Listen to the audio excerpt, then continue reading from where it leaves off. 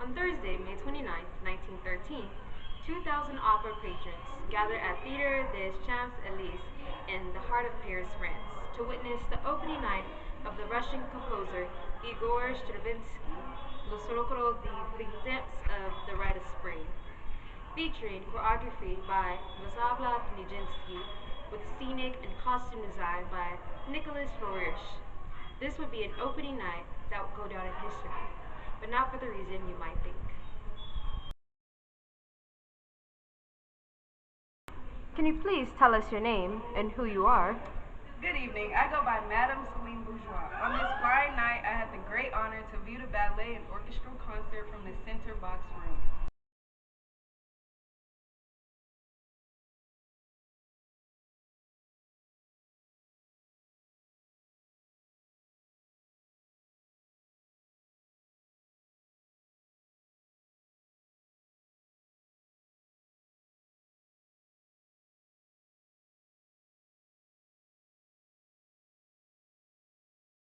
I am Margaret Hold on, Lorenz. restart, sorry. Okay, go. Hello, I am Margaret Lorenz. Just call me. Never mind. Restart. Okay, go. I can just. Hello, I am Margaret Lorenz.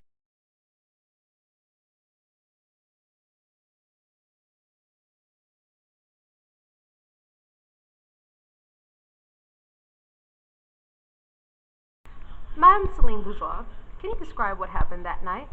With bombastic sounds of the orchestra arising from the back, the curtains began to rise at 8:45. From both directions, the stage dancers appeared, jumping up and down and towing against all convention.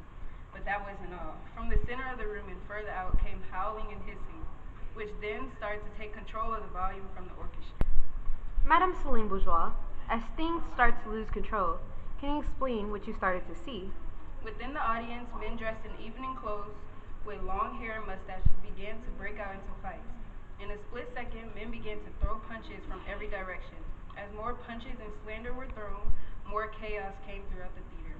The box room next to my husband and I started to throw champagne bottles at one another, leaving us to hear glass shattering and champagne splattering. Madame Celine Bourgeois, you are well known for your attendance of orchestra and ballet concert work. Like many that come with high expectations, I am assuming tonight's performance left you with disappointment. Can you please prove that to be true or not? Well, weeks before the show, there had been rumors about the exquisite art that the Russian ballet had prepared for this piece. The newspaper had written about the seat prices doubling because a new meaning of art was to be presented during the Paris season. So yes, I did come in with high expectations, but were those expectations fulfilled is what you really want to know. Unfortunately, I was not happy with the performance. The childish movements and the modern attire from the performers disappointed me. The rise of arguments through comfortlessness and a lack of safety.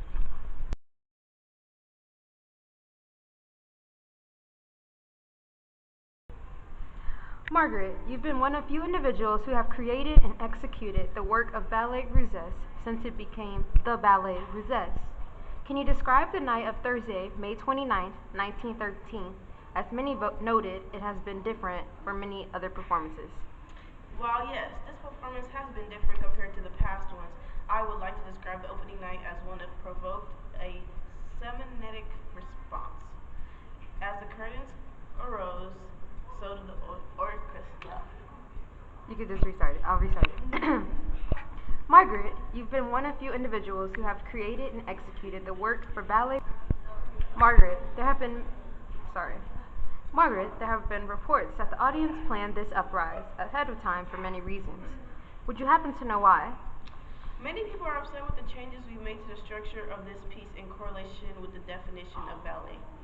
To turn ballet, the most effective and fluid art forms, into gross couture to the audience with insult to good taste and integrity, it is simple to understand that the audience was offended, and they showed to us that. As you entered the stage and things started to lose control, what emotions were you feeling? Were you scared, sad, maybe even happy? To say I was happy would be a crazy statement. Here's the truth, though. I was scared.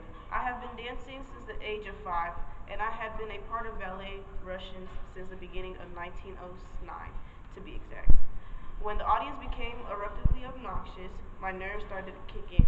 I kept reminding myself of the dance rule. No matter what, keep dancing. If you make a mistake, keep dancing. But in this moment, I felt impossible. It started with me losing the sound of the orchestra, then me and other dancers lost our sync with each other. And the musician, this was a new experience, something I've never expected in this part of fine arts world. Can I ask, where was Nijinsky throughout and after the performance? Ninjutsuki was in the left wing the entire time. As we started to lose sync and show confusion, he tried to shout the numbers to us. I felt as though many expected him to be upset because he is our choreographer, and we messed up the choreography. But he wasn't. Coming to this performance, Ninjutsuki knew his change of the art ballet was going to bring forth lots of opinions and emotions. He knew his work was a statement piece, and to get reaction before the full piece was even performed was enough for him.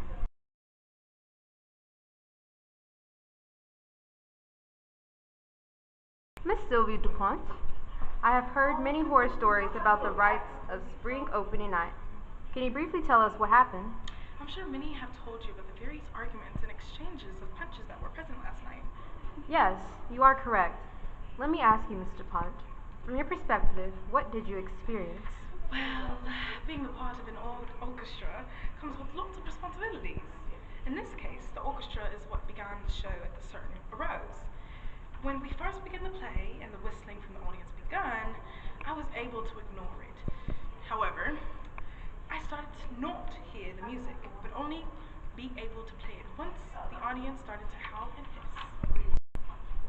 As you continued to play, were you tempted to stop from the many distractions?